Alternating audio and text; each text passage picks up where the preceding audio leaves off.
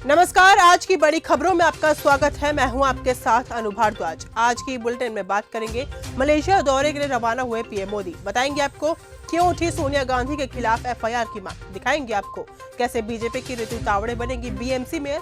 Bulletin के आखिरी में देखेंगे क्यों संसद में उठा बांग्लादेश का मुद्दा। लेकिन दिन भर की तमाम खबरों से पहले एक नजर सुर्खियों पर। एमएलए ब्रजभूषण के पिता ने मांगी माफी, सीएम का काफिला रोकने की कही थी बात। जम्मू कश्मीर में धारा 370 को लेकर विधानसभा में हंगामा, आपस में उलझे सत्ता पक्ष और विपक्ष के नेता। पप्पू यादव के सीने में दर्द, गिरफ्तारी के बाद बोले राहुल गांधी भयावह साजिश और खतरनाक पैटर्न। मलेशिया दौरे के लिए रवाना हुए पीएम मोदी। पीएम मोदी का आज से 2 दिनों का मलेशिया दौरा है, जहां व्यापार, रक्षा, रणनीतिक सहयोग जैसे मुद्दों पर बात होगी। PM Modi Bharat Malaysia CEO forum में शामिल होंगे, साथ ही भारतीय समुदाय को भी संबोधित करेंगे।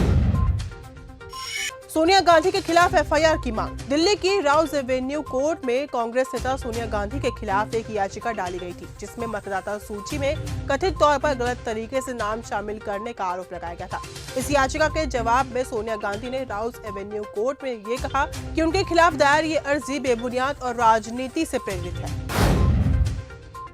अजित पवार की मौत पर रोहित पवार ने उठाए सवाल। बारामती में विधायक रोहित पवार ने अजित पवार की मौत को लेकर कई सवाल उठाए हैं। उन्होंने कहा कि इस घटना को लेकर लोगों के मन में कई तरह की शंकाएं हैं। रोहित पवार ने साफ किया कि वे सीधे तौर पर किसी साजिश या बम जैसी बात नहीं कह रहे हैं, लेकिन ये भी कहा कि हादसे के पीछे कुछ और कारण हो सकते हैं।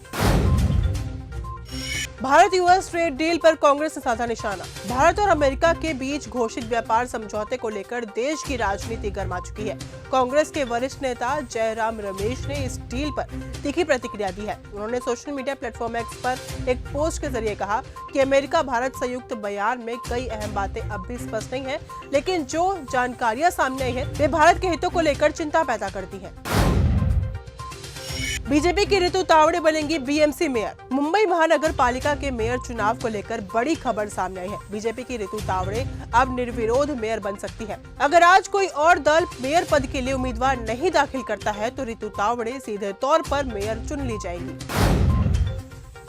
असम के मुख्यमंत्री को लेकर ओवैसी का विवादित बयान। एआईएमआईएम प्रमुख असदुद्दीन ओवैसी ने असम के मुख्यमंत्री हेमंत बिस्वा शर्मा पर जबरदस्त हमला बोला है। निजामाबाद की एक चुनावी रैली को संबोधित करते हुए ओवैसी ने उन्हें 2 रुपए का भिखारी करार दिया है। आरएसएस के 100 साल पूरे होने पर खास कार्यक्रम। आरएसएस के 100 साल पूरे होने के उपलक्ष्य में आज मुंबई में एक बहुत बड़ा महत्वपूर्ण कार्यक्रम आयोजित किया गया। इस शताब्दी वर्ष समारोह में देश भर की दिग्गज हस्तियों का जमावड़ा देखने को मिला। पप्पू यादव और पुलिस के बीच हुई तीखी नोकझोंक। पटना में निर्दलीय सांसद पप्पू यादव को पुलिस ने गिरफ्तार कर लिया है। ये गिरफ्तारी एक पुराने मामले से जुड़ी हुई बताई जा रही है, जिसमें उन पर धोखाधड़ी के आरोप है। हाल ही में अदालत की ओर से कुर्की जब्ती का आदेश भी जारी किया गया था। पुलिस की कार्रवाई के बाद राजनीतिक हलकों में हलचल तेज हो चुकी है। हाईकोर्ट ने सरकार को लगाई फटकार।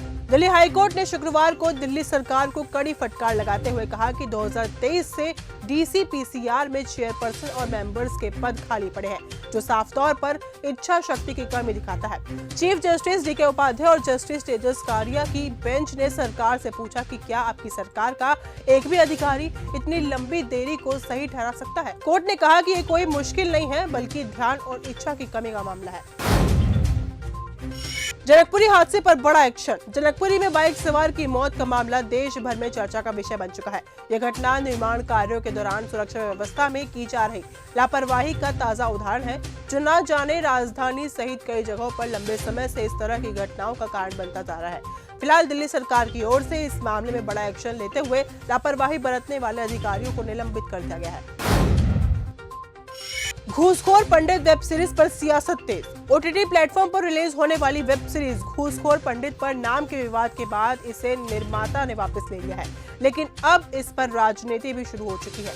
मायावती समेत कई नेताओं ने इसे ब्राह्मणों को बदनाम करने वाला बताया, तो वहीं स्वामी प्रसाद मौर्य ने ये कहकर सनसनी फैला दी कि फिल्म का ब्राह्मणों से कोई रिश्ता नहीं है। बॉर्डर 2 ने कमा डाले 400 करोड़। सनी देओल की बॉर्डर 2 बॉक्स ऑफिस पर शानदार साबित हुई है और ये 2026 की पहली बॉलीवुड हिट मानी जा रही है। फिल्म की कमाई की बात करें तो पिछले 2 हफ्तों में इसने दुनिया भर में 400 करोड़ से ज्यादा और भारत में तकरीबन 300 करोड़ रुपए का नेट कलेक्शन कर कमाल कर दिया। अमेरिका ने कर दिया भारत रूस को लेकर बड़ा दावा। भारत और अमेरिका ने एक अहम इंटर्म ट्रेड डील की रूपरेखा तैयार की है, जिसके तहत अमेरिका ने भारतीय वस्तुओं पर टैरिफ 25% से घटाकर 18% कर दिया है। इस समझौते के तहत अमेरिका ने दावा किया है कि भारत रूस से तेल आयात बंद करने और अमेरिका से अधिक ऊर्जा व तकनीक खरीदने पर सहमत हुआ है। संसद में उठा बांग्लादेश का मुद्दा। संसद के बजट सत्र के दौरान लोकसभा में जेडीयू के सांसदों ने शुक्रवार को केंद्र सरकार से भारत और बांग्लादेश के बीच द्विपक्षीय संबंधों को लेकर सवाल किया। जेडीयू के लोकसभा सांसद गिरिधारी यादव, दिनेश चंद्र यादव और रामप्रीत मंडल ने भारत बांग्लादेश संबंधों और वहां अल्पसंख्यकों की सुरक्षा को लेकर सवाल उठाया है। इस मुद्दे पर सरकार ने जवाब भी दिया है। ट्रेड डील पर बोले अमेरिकी राजदूत। अमेरिका भारत ट्रेड डील को लेकर भारत में अमेरिका के राजदूत सर्जियो गॉड ने बयान दिया है। उन्होंने इसे एक नए दिन की शुरुआत बताया और इस समझौते का पूरा श्रेय अमेरिकी राष्ट्रपति ट्रंप और भारत के प्रधानमंत्री मोदी के दूरदर्शी नेतृत्व को दिया। उनके अनुसार ये समझौता दोनों देशों के रिश्तों को और मजबूत करेगा।